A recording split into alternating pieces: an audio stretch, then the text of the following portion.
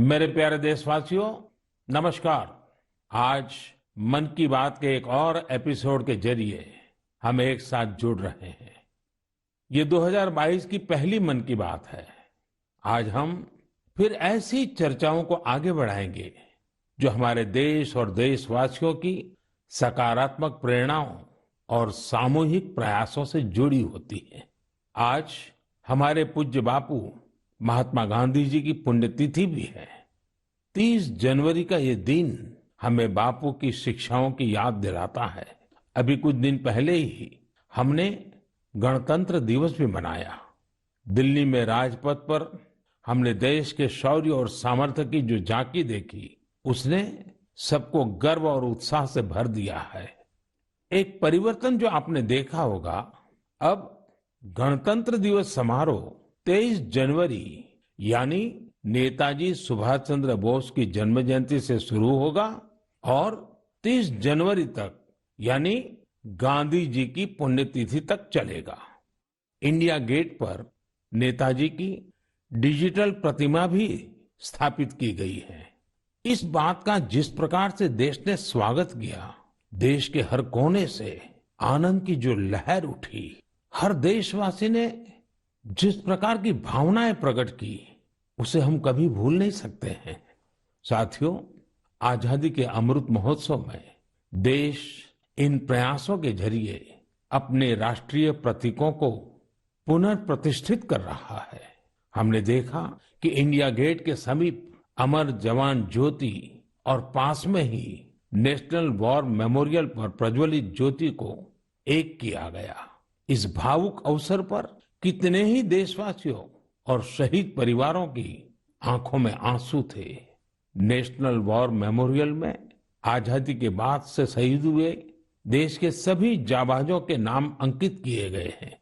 मुझे सेना के कुछ पूर्व जवानों ने पत्र लिखकर कहा है कि शहीदों की स्मृति के सामने प्रज्वलित हो रही अमर जवान ज्योति शहीदों की अमरता का प्रतीक है। सच में अमर जवान ज्योति की ही तरह हमारे शहीद, उनकी प्रेरणा और उनके योगदान भी अमर है। मैं आप सभी से कहूंगा, जब भी अवसर मिले नेशनल वॉर मेमोरियल जरूर जाएं। अपने परिवार और बच्चों को भी जरूर ले जाएं। यहाँ आपको एक अलग ऊर्जा और प्रेरणा का अनुभव होगा। साथियों, अमृत महोत्सव के इन आयोजनों के बीच देश में कई महत्वपूर्ण राष्ट्रीय पुरस्कार भी दिए गए हैं। एक है प्रधानमंत्री राष्ट्रीय बाल पुरस्कार। ये पुरस्कार उन बच्चों को मिले जिन्होंने छोटी सी उम्र में साहसिक और प्रेरणादायी काम किए हैं। हम सबको अपने घरों में इन बच्चों के बारे में जरूर बताना चाहिए। इनसे हमारे बच्चों को भी प्रेरणा मिलेगी और उनके भीतर देश का नाम रोशन करने का उत्साह जगेगा। देश में अभी पद्म सम्मान की भी घोषणा हुई है।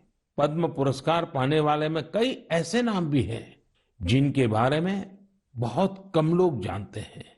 ये हमारे देश के अनसंग हीरोज हैं, जिन्होंने साधारण परिस्थितियों में असाधारण काम किए हैं। जैसे कि उत्तराखंड की बसंती देवी जी को पद्मश्री से सम्मानित किया गया है। बसंती देवी ने अपना पूरा जीवन संघर्षों के बीच जिया। कम उम्र में ही उनके पति का निधन हो गया था और वो एक आश्रम में रहने लगी। यहाँ रहकर उन्होंने नदी को बचाने के लिए संघर्ष किया और पर्यावरण के लिए असाधारण योगदान दिया। उन्होंने महिलाओं के सशक्तिकरण के लिए भी काफी काम किया है। इसी तरह मणिपुर की 77 साल की लोरेम्बम बिनो देवी दशकों से मणिपुर की लीबा टेक्सटाइल आर्ट का संरक्षण कर रही है। उन्हें भी पद्मश्री से सम्मानित किया गया है। मध्य प्रदेश के अर्जुन सिंह को बैगा आदिवासी नृत्य की कला को पहचान दिलाने के लिए पद्म सम्मान मिला है। पद्म सम्मान पाने वाले एक और व्यक्ति है श्रीमान अमाई महालिंगा नाइक। एक किसान है और कर्नाटका के रहने वाले हैं। इन्हें कुछ लोग टनल मैन भी कहते हैं। उन्होंने खेती में ऐसे ऐसे इनोवेशन किए हैं जिन्हें देखकर कोई भी हैरान रह जाए। इनके प्रयासों का बहुत बड़ा लाभ छोटे किसानों को हो रहा है। ऐसे और भी कई अनसंग हीरोज हैं जिन्हें देश ने उनके योगदान के लिए सम्मानित किया है। आप जरूर इनके बारे में जानने की कोशिश करिए। इनसे हमें जीवन में बहुत कुछ सीखने को मिलेगा।